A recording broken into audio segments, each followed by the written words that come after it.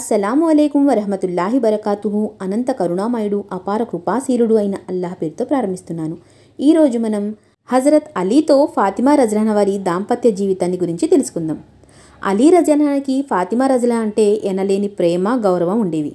ముహమ్మద్ సల్లల్లాహు అలైహి వసల్లం గారు కూడా అలీతో ప్రేమగా మర్యాదగా మెలగమని ఫాతిమా రజల్లాహుకు సలహాలు ఇస్తూ ఉండేవారు.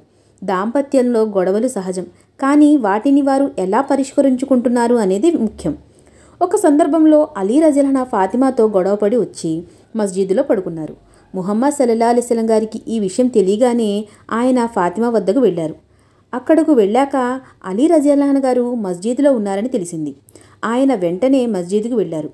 అలీ గారు పడుకుంటున్నప్పుడు ఆయన వీపుపై మట్టి అంటుకుని ఉంది. ముహమ్మద్ సల్లల్లాహు అలైహి వసల్లం గారు అలీ వీపుపై ఉన్న మట్టిని తుడుస్తూ అబూ తురాబ్ లే అన్నారు. అబూ తురాబ్ అంటే మట్టి తండ్రి అని అర్థం, అంటే మట్టి కొట్టుకున్నవాడా అని భావం. ఈ మాటకు అలీ వెంటనే స్పందించారు. ముహమ్మద్ సల్లల్లాహు అలైహి వసల్లం గారు ఆయన వద్దకు రావడం ఆయనకు చాలా సంతోషం కలిగించింది.